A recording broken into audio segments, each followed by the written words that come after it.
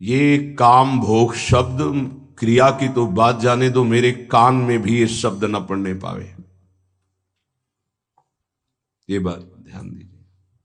संग करना ये तो दूर की बात रही, श्रीधाम वृंदावन में प्रिया प्रीतम की उपासना में मुझे जो लगाया गया है, जिनका मैं भजन कर रहा हूं, एक तड़ित वर्ण वाले पीतारुण अक्षयमनंत तनिल लताभाम, बिजली की अनंत कांति, एक श्याम मेघ, इनकी उपासना, तो सावधान ये रहे कि करणाभ्यरणा स्पर्शिनः, मेरे कान में शब्द भी काम भोग का न पड़े। क्रिया और संग मात्रादिहस्ता, संग आदि अन्य चेष्टाएं ये तो दूर की बात रही, मेरे कान में भी काम शब्द न पड़े,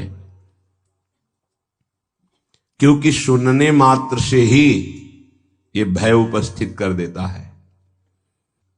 कुछ ही दिन की बात है, वो स्मार्ट मोबाइल के कारण उन्होंने अपने शरीर को पूरा कर दिया। साधक थे, उन्होंने सुसाइड नोट में लिखा कि मैं अपने शरीर को इसलिए नष्ट कर रहा हूं क्योंकि इस मोबाइल से मैंने गंदी बातें देखी और वो मेरे मन को बहुत मथित कर रही हैं। मैं जीने की आशा छोड़ चुका हूं, किसी का इसमें कोई दोष नहीं, और अपने शरीर को पूरा किया। हम तो आंतरिक उस वृत्ति को प्रणाम करते हैं जो इस ग्लानि से युक्त हुई, लेकिन उस अज्ञान को नकारते हैं कि ऐसा नहीं होना चाहिए। हमसे गलती हो जाती है, लेकिन हमारा गलती का सुधार का अवसर है, हमारा शरीर का त्यागने का अधिकार नहीं है, क्योंकि आत्महनन गति बहुत दुर्गति होती है।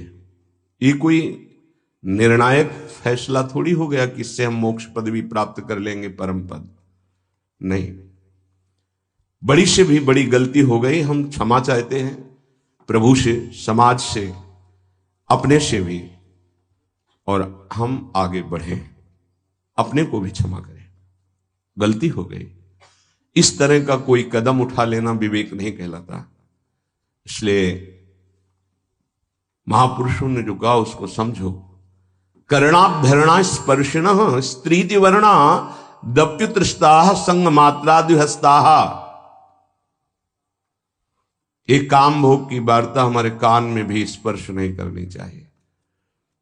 वैसे जिनको बहुत आवश्यक कार्य है, अगर वो छोटे वाले मोबाइल रखें तो बहुत अच्छा रहेगा, जो स्क्रीन नहीं है जिसमें, क्योंकि ना जानो छिन अंत कवन बुद्धि घटे प्रकाशित, छुट चेतन जो अचेत तेव मुनि भय विश्वासित, तारा सरसुर इंद्र कलप कामिनी मन फंद्या।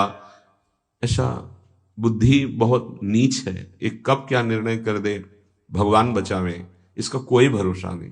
ये सबसे बड़े दगाबाज दो अंदर बैठे हैं, मन और बुद्धि, इन पर कभी विश्वास न करे। बहुत नीच है ये, बहुत नीच है ये। जब तक ये भजन करके भगवत प्राप्ति नहीं कर लेते, तब तक इनका विश्वास करना मानो अपने आप को नष्ट करना है। ना अपने मन पर विश्वास, ना अपनी बुद्धि पर विश्वास। छाती जलती रहती है, हृदय रोता रहता है, परमार्थ का पथिक लड़खड़ा के ऐसे गड्ढे पे गिरता है, उठना मुश्किल होता है। क्या जीवन का नाश कर देना किसी समस्या का समाधान हो सकता है क्या? नहीं। चलने वाला ही गिरता है, लड़ने वाला ही हारता है, इसलिए हारने वाला ही एक दिन विजेता बनता है। देखो, ये संसारी पुरुष नहीं जानते, हाय ऐसा हो गया। आप तो दिन भर रात दिन उसी विषय में पड़े हो। कोई साधक यदि साधन मार्ग में चल रहा है, थोड़ा फिसल गया, थोड़ा चूक हो गई, तो हाय कहने की जरूरत नहीं, उसको ढांढस बंधाने की जरूरत है, धैर्य बंधाने। कोई बात नहीं, आप आगे बढ़िए, कुछ नहीं हुआ, ठीक है, सब ठीक हो जाएगा।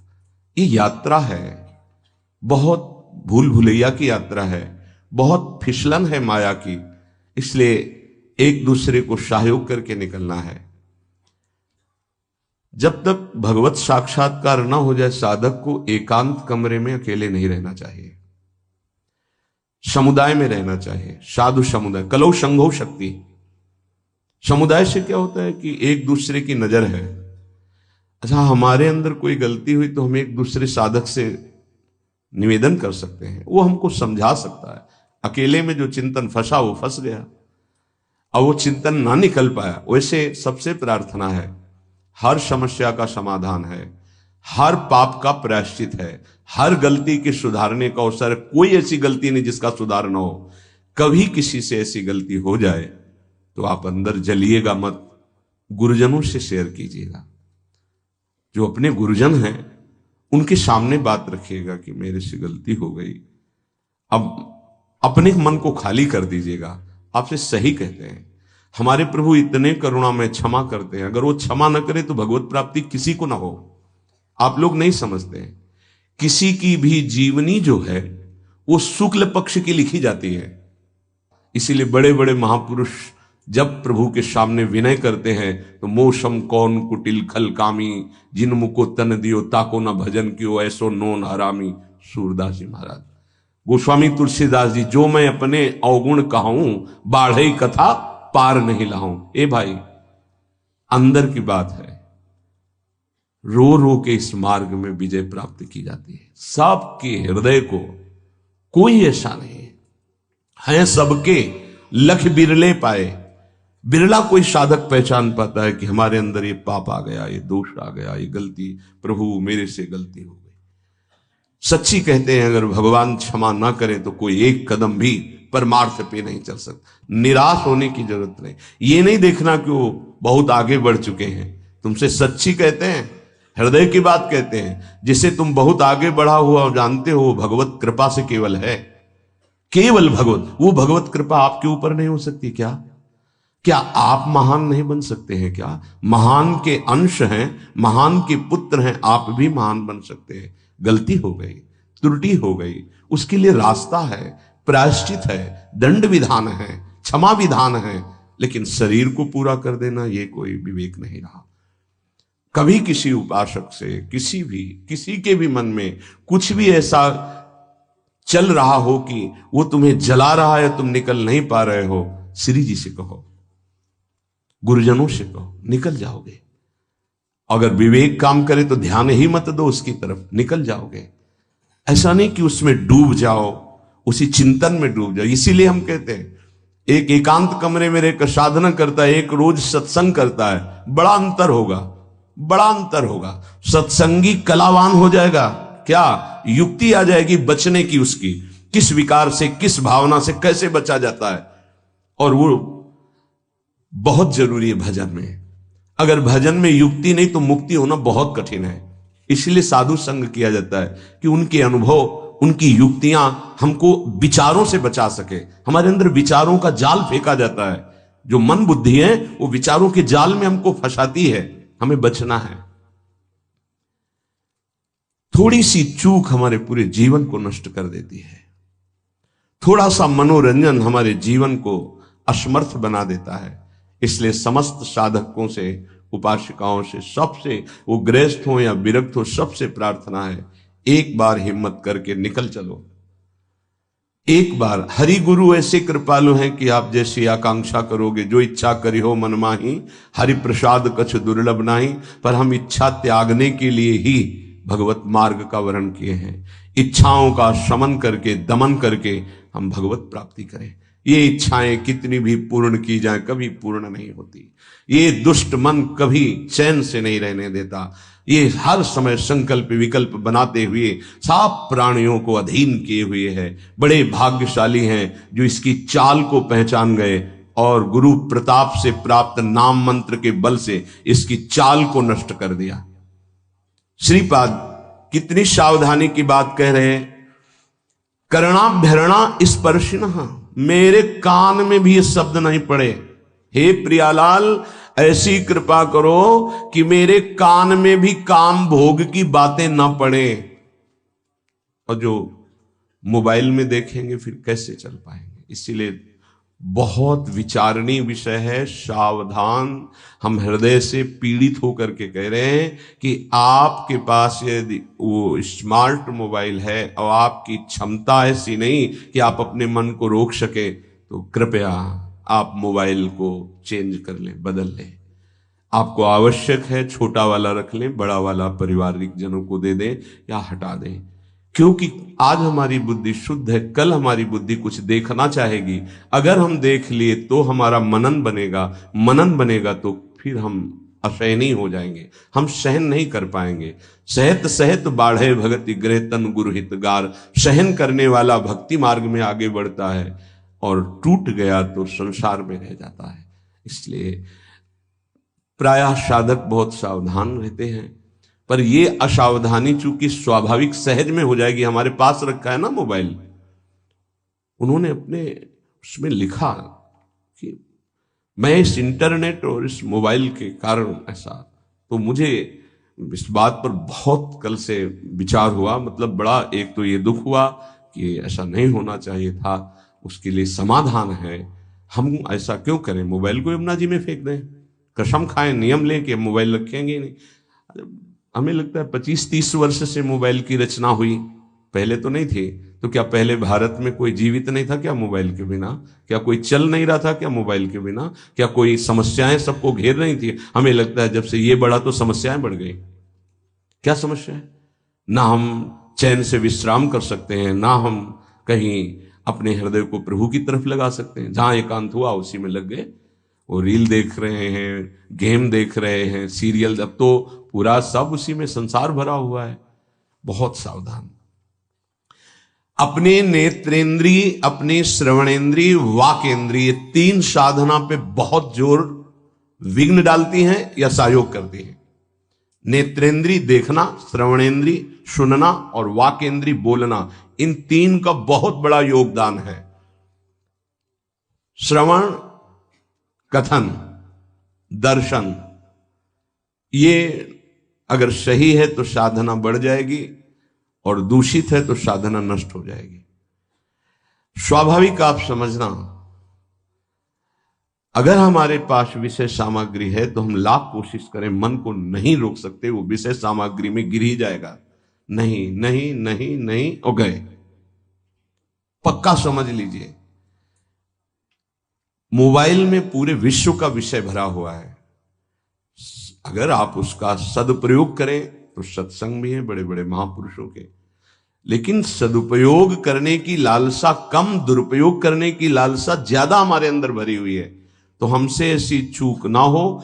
अगर ऐसी चूक हो भी जाए तो आप निराश मत होना, प्रार्थना है आपसे, कुछ नहीं बिगड़ेगा। अगर अंतिम बन गया तो सब बन गया, आपको निराश नहीं होना है। आपको किसी महापुरुष से तत्काल निवेदन करना है, अपनी बात रखनी है, आनंदित हो जाओगे, कुछ नहीं बिगड़ा। अरे घोर वैश्यागामी, घोर पापाचारी को भगवत प्राप्ति हो सकती है, तो ये ऐसी कोई बात दिमाग में न लावे। भगवान के वचन है, अपिचेत सुदुराचारो भजते माम अनन्य भाग साधुरेव समंतव्या सम्यक व्यवसिता। ऐसा सुदुराचारी माने सांगोपांग दुराचार करने वाला। हे, शरीर को नष्ट कर देना ये कोई विवेक नहीं है, कोरी मूर्खता है। बहुत दुर्लभ मानव देह मिला है। अगर हमसे गलती हो जाती है तो हमारे प्रभु बहुत करुणामय है, वो क्षमा कर देंगे। लेकिन ये गलती, ये तो हमारे लिए क्षमा की कोई स्थान ही नहीं रह गया, कोई प्रार्थना ही नहीं रह गई। बिल्कुल कभी कोई निराश ना हो, किसी भी विषय में फंसा हो, किसी भी दोष में फंसा हो, किसी भी नाना प्रकार के प्रापंचिक प्रवृत्तियों में फंसाओ, घबराना नहीं, निराश मत होना। एक मार्ग है, अभी अवसर है, आप भगवत प्राप्ति कर सकते हैं, बिल्कुल प्रसन्न हो जाना।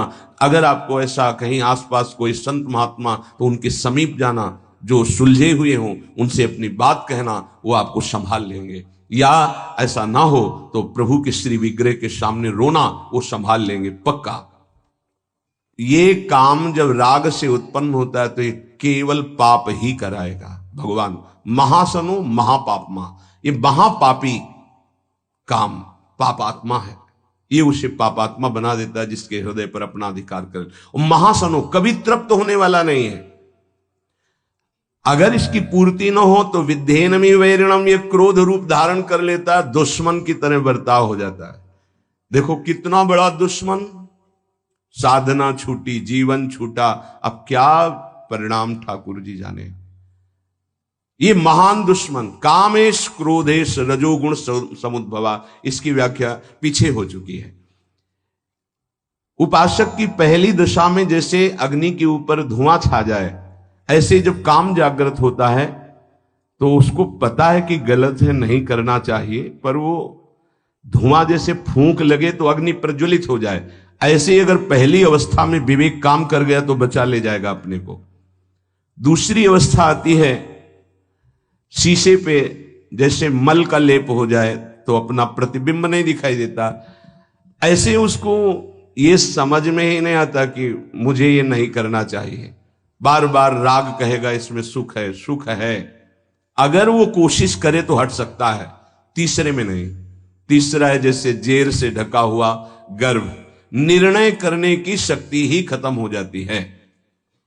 आवृतम ज्ञानमेतेनो ज्ञानिनो नित्य वैरिणा काम रूपेण कौन्ते दुष्पूरेणा नलेन च।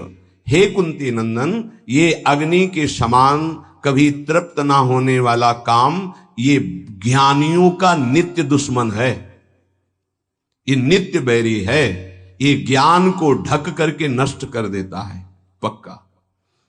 कभी हंसी मजाक खेल कूद मनोरंजन विपरीत आकर्षण वालों से ना करें, प्रार्थना है। हंसी हंसी में खेल खेल में ऐसी गलती हो जाती है कि फिर मन जलता रहता है, फिर मन अधीन हो जाता है। जो हमको चिंतन करके भगवदानंद में डूबना था वो विषयानंद का चिंतन हो जाता है। कह रहे आवृतम ज्ञान में तेन, ये ज्ञान को ढक लेता है। ज्ञानिनो नित्य वैरिणा, ये ज्ञानियों का भी नित्य वैरी है। ये दुष्पूरेणा, ये कभी पूरित नहीं होता, चाहे जितना इसको भोग देते रहो।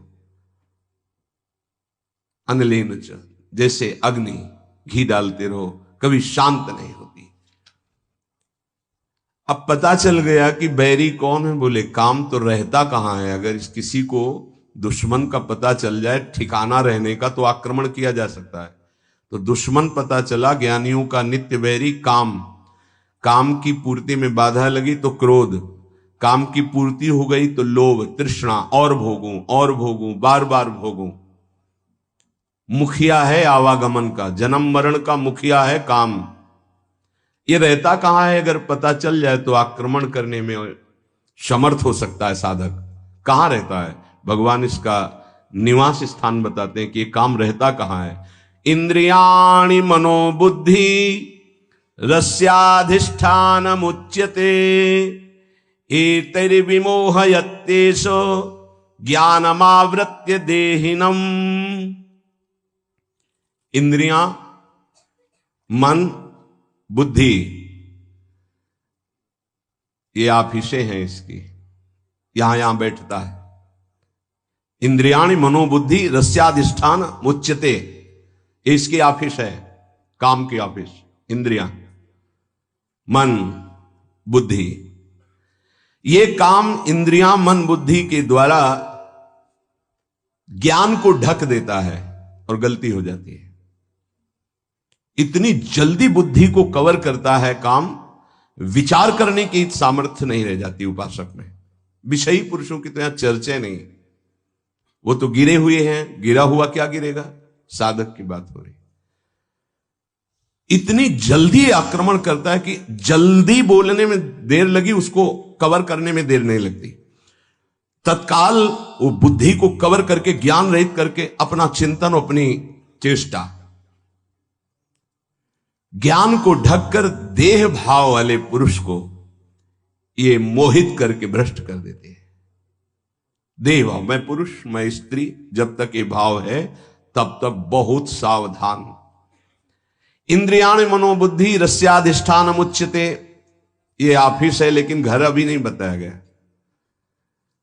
सही माने में काम का वास अहम में है, देहाभिमान में। इसमें भगवान ने जो वर्णन किया, एतैर् विमोहयत्येष ज्ञानमावृत्य देहिनम, देहिनम देह भाव, देह भाव अहम भाव। मुख्य इसका निवास स्थान अहम भाव में, मैं पुरुष हूं, मैं स्त्री हूं, मैं शरीर हूं, ये जो भाव है अंतःकरण में, मन बुद्धि चित्त अहंकार, इसका घर है अहंकार। ऑफिस है इंद्रियां, मन और बुद्धि।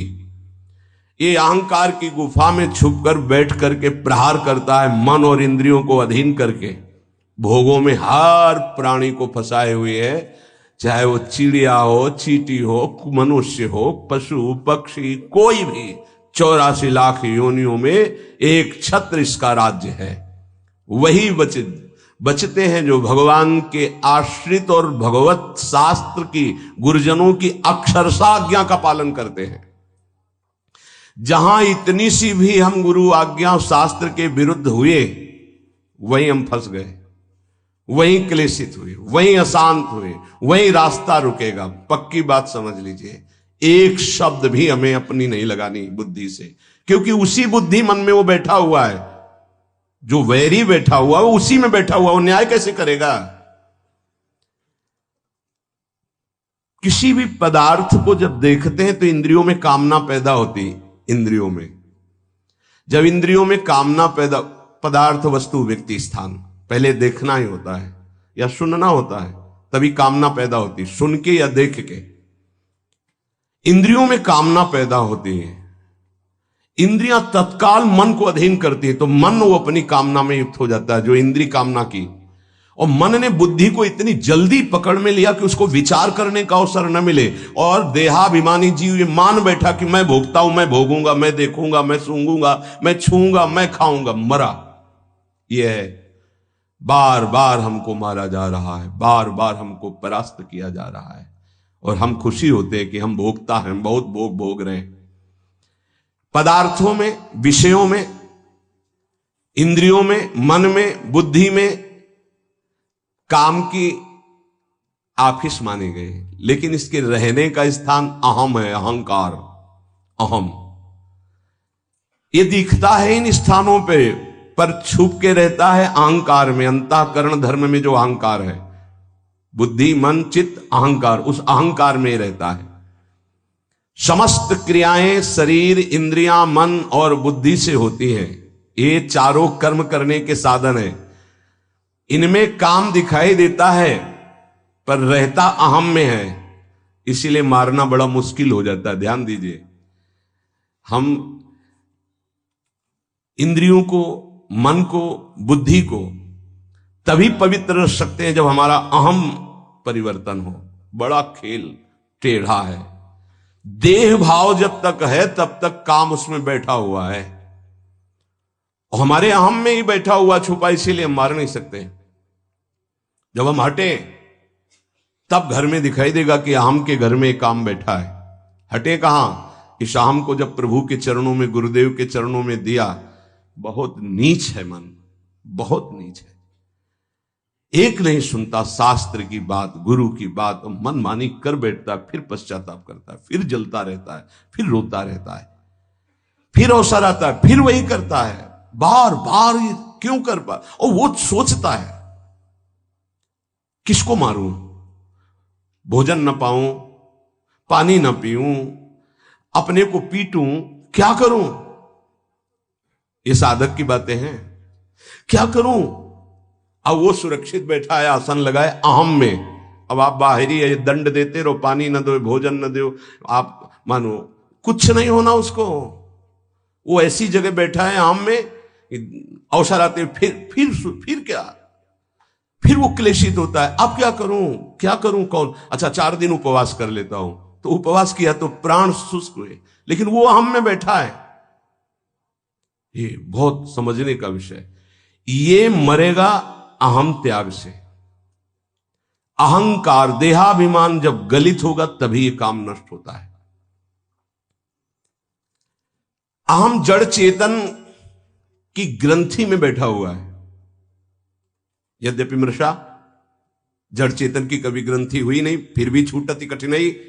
क्या? मैं पुरुष। जब तक मैं पुरुष हूं तब तक काम है, जब तक मैं स्त्री हूं तब तक काम है।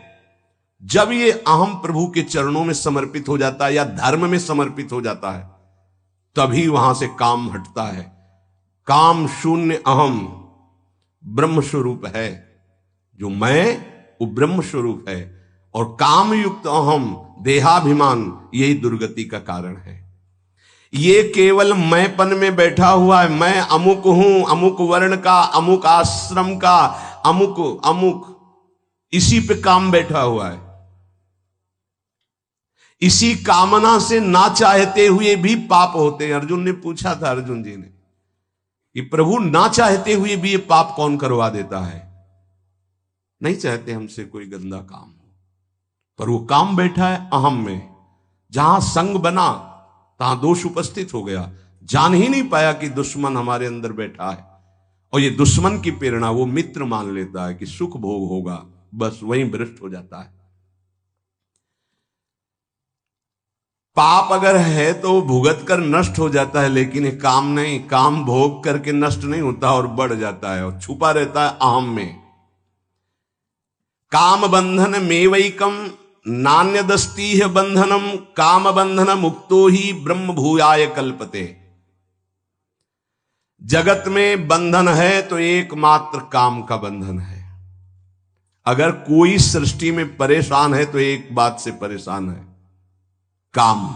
देख लो, रुपया पैसा खान पान सब इसी की पूर्ति के लिए है। काम, कामना, वासना, बंधन एकमात्र इसी काम का, दूसरा कोई बंधन नहीं है। काम बंधन मेवैकम नान्यदस्तीह बंधनम, काम बंधन मुक्तो ही ब्रह्म भूयाय कल्पते। जैसा अभी वर्णन किया कि जहां देह भाव में जो काम बैठा है हटा, तो जो मैं है वो शुद्ध ब्रह्म है। ब्रह्म भूयाय कल्प, तत्काल वो अपने ब्रह्म स्वरूप को प्राप्त हो गया। इसीलिए कहा गया है कि जाहि न चाही कबहु कछु, तुम सन सहज सने बसौ निरंतर तासुर सुराउर निजगे। बस एक प्रार्थना, अगर मान लोगे तो निकल जाओगे। अगर आप विपरीत शरीर का संग नहीं करोगे, विपरीत दर्शन और संभाषण नहीं करोगे, तो स्फुरणा होगी, खत्म हो जाएगी, आपको कोई परेशान नहीं कर पाएगा, निकल जाओगे आप। अगर विपरीत आकर्षण का आप संग करेंगे, दर्शन करेंगे, संभाषण करेंगे, तो चाहे जितने प्रवीण विद्वान ज्ञानी संयमी हो, आपको पतित होना पड़ेगा। शब्द लिख लीजिए, यह शास्त्र सम्मत अनुभूत बात है। हम भूख को सह सकते हैं, लेकिन हमारे पास भोजन रखा हो, अगर ब्रह्म प्राप्त हो गया है तब तो कोई बात नहीं। अगर देह भाव है फिर भूख को नहीं सह सकते। आप बैठे हो, आपके सामने भोजन रखा, नहीं नहीं नहीं नहीं, कितनी बार कहेंगे नहीं नहीं? एक बार टूट पड़ेंगे और सब पा जाएंगे। बस ऐसे ही सारे भोग हैं। संसर्ग दोष से बच गया उपासक तो जीत गया। कभी भी, कहीं भी, किसी से भी प्रार्थना है, चाहे यंत्र से हो, चाहे शरीर से हो, या चाहे किसी ग्रंथ पंथ किसी से भी हो, हमें बहुत सावधान रहना है, संसर्ग नहीं होने देना। कुछ ऐसे पुस्तिकाएं हैं जिनको पढ़कर आप भ्रष्ट हो जाएंगे। कुछ ऐसे दृश्य हैं, कुछ ऐसे व्यक्ति हैं, कुछ ऐसे संसर्ग है, बहुत सावधान। काम बंधन में वैकम, साधक का एक ही भारी दुश्मन है, इसी से सब परास्त हो जाएंगे। भगवान ने कहा है, ज्ञानिनो नित्य वैरिणा, ये काम। यहां काम बंधन में वैकम, पूरे जीवन यही अपने अधीन किए रहता है सबको, पूरे जीवन भर, चाहे वो शरीर वृद्ध हो जाए, वो अधीन किए रहता है। नान्यदस्ति ही बंधनम, कोई और दूसरा बंधन नहीं है। काम बंधन मुक्तो ही तो ब्रह्म भूयाय कल्पते, वही ब्रह्म बोध हो जाता है जो मैं काम रहित हो जाता है, मैं जिसका काम रहित। एतरि विमोह यतेश ज्ञानम आवृत्ति देहिनम, ये काम प्रमाद स्थिति में ज्यादा बढ़ता है। प्रमाद जो आपकी दिनचर्या है, नहीं जाना हमें वाणी पाठ में, नहीं जाना हमको कीर्तन में, ये जो प्रमाद है कि ना करने योग्य क्रिया को करना और करने वाले में ना करने की भावना, इससे आप बचिए। आप अपनी दिनचर्या को बिल्कुल ब्रह्म मानिए, आप जीत जाएंगे, पक्का जीत जाएंगे। आपकी दिनचर्या टाइम टू टाइम कई वर्ष लगातार चले, फिर आप देखना रंग आ जाएगा आप में।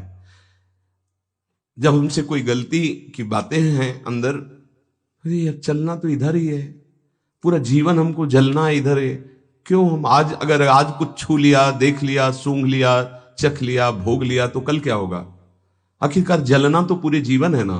तो हम थोड़ा और जल लेते हैं, फिर शांति के मार्ग में आगे बढ़ जाते हैं विचार के द्वारा। नहीं चाहिए। अच्छा, जिनके पास है सब भोग भोग रहे हैं, वो मरना तो है ही ना, भोग छूटेंगे तो है ही ना। मरने के बाद क्या है?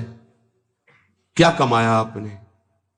हाथ खाली, वही अशुभ और शुभ कर्म, न भजन न सच्चिदानंद से प्रीति।